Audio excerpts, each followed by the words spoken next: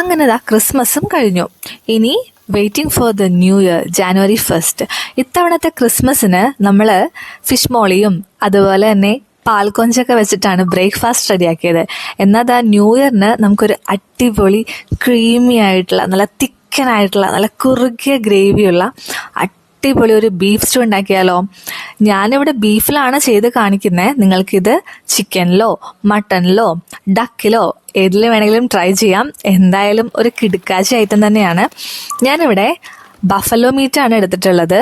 നമ്മുടെ ടേസ്റ്റി നിബിൾസിൻ്റെ cube buffalo മീറ്റാണ്, വിത്തൗട്ട് ബോണാണ്, ബോൺലെസ് ആയിട്ടുള്ള ക്യൂബ് പീസസ് ആയിട്ടുള്ള ബഫലോ മീറ്റാണ് എടുത്തിട്ടുള്ളത്.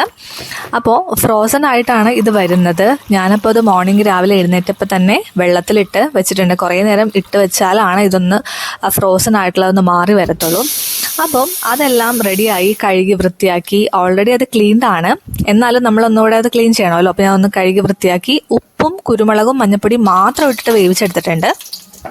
അതിനുശേഷം 2-3 ഏലക്കയും പട്ട, ഗ്രാമ്പൂ, പിന്നെ തക്കോലം ഇതൊക്കെ ഇട്ടിട്ട് എണ്ണയിലൊന്ന് മൂപ്പിച്ചിട്ട് ചോപ്പ് ചെയ്ത് വെച്ചിട്ടുള്ള നീളത്തിലരിഞ്ഞ് വെച്ചിട്ടുള്ള ഇഞ്ചിയും അതുപോലെ തന്നെ പച്ചമുളകും ഇട്ട് നന്നായി സോട്ട് ചെയ്തെടുക്കുന്നുണ്ട്. ഈ സ്റ്റൂവിന് വേണ്ടിയിട്ട് ഞാൻ വലിയ ഒരു സവോളയാണ് എടുത്തിട്ടുള്ളത് കേട്ടോ.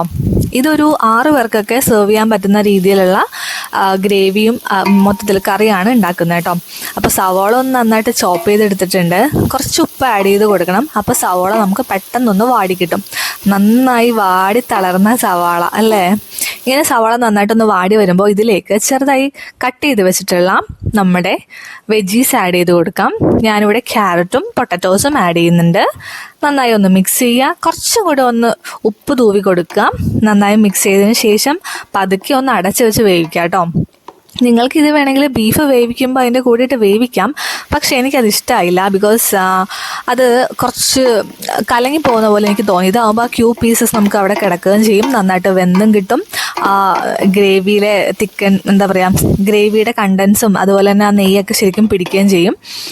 അപ്പോൾ നന്നായി മൂടി വെച്ച് വേവിക്കുക. അതിനുശേഷം നമ്മുടെ ബീഫൊക്കെ നന്നായിട്ട് വെന്തിട്ടുണ്ട്. കുരുമുളകും ഉപ്പും, സാധാരണ നമ്മൾ ഉപ്പിറച്ചി ഉണ്ടാക്കുമ്പോൾ അതിൽ സവോളയും വെളുത്തുള്ളിയും പച്ചമുളകും ഇഞ്ചിയും എല്ലാം ഇട്ടിട്ട് നന്നായി തിരുമിയാണ് നമ്മൾ വേവിച്ചെടുക്കുന്നത്. ഇത് നമ്മൾ അങ്ങനെയല്ല, സ്റ്റൂവിന് വേണ്ടിയിട്ട് സെപ്പറേറ്റ് ഉണ്ടാക്കി എടുത്തിട്ടുള്ളതാണ്. അപ്പം ഇനി നമുക്കിതിലേക്ക് പൊടികൾ ആഡ് ചെയ്യാം. 2 സ്പൂൺ മല്ലിപ്പൊടി ആഡ് ചെയ്യുന്നുണ്ട്. ടീസ്പൂണാണ് കേട്ടോ. 2 ടീസ്പൂൺ മല്ലിപ്പൊടി ആഡ് ചെയ്യുന്നുണ്ട്.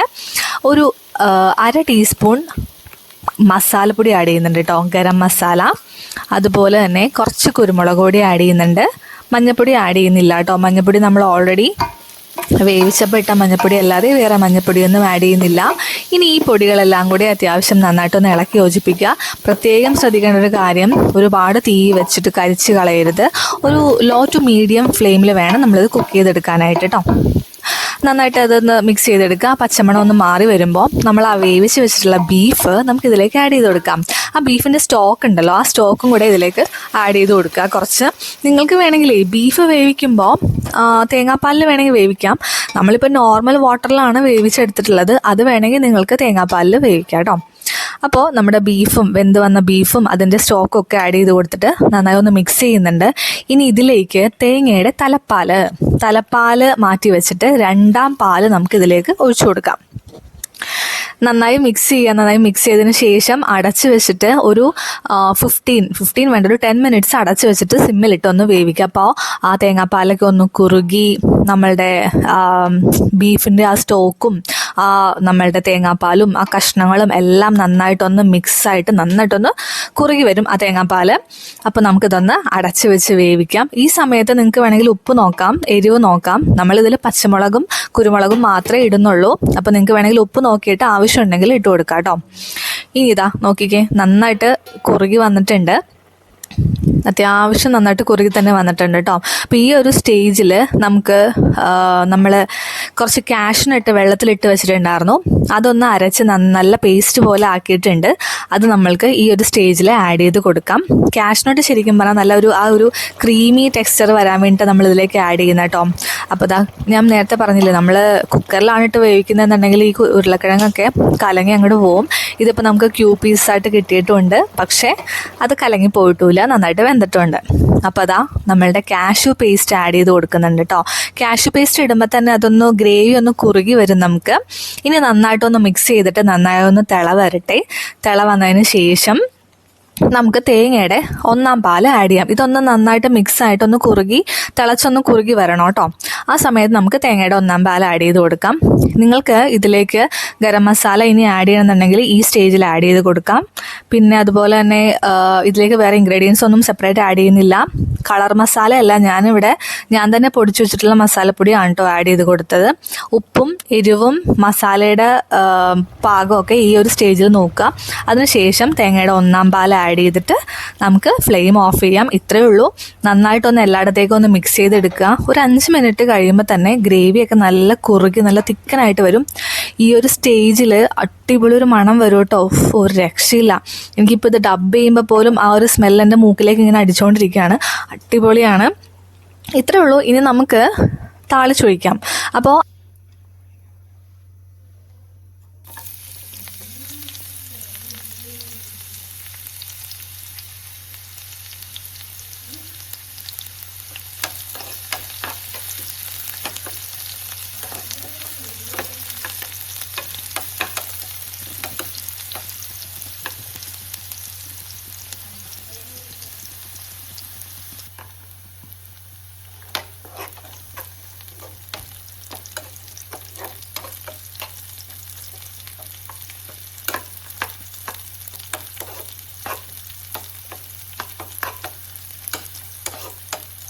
നല്ല ആവി കയറ്റിയ ബ്രെഡിൻ്റെ കൂടെ അതുപോലെ തന്നെ നല്ല അടിപൊളി പാലപ്പത്തിൻ്റെ കൂടെയൊക്കെ സൂപ്പർ കോമ്പിനേഷനാണ് ഈ ഒരു ബീഫ് സ്റ്റൂ. ഇത് നിങ്ങൾക്ക് ചിക്കനിലോ അതുപോലെ തന്നെ മട്ടനിലോ ഒക്കെ ട്രൈ ചെയ്ത് നോക്കാം. അടിപൊളിയാണ്, നല്ല ടേസ്റ്റിയാണ്, നല്ല ക്രീമിയാണ്, നല്ല സ്മെല്ലാണ്, അടിപൊളിയാണ്.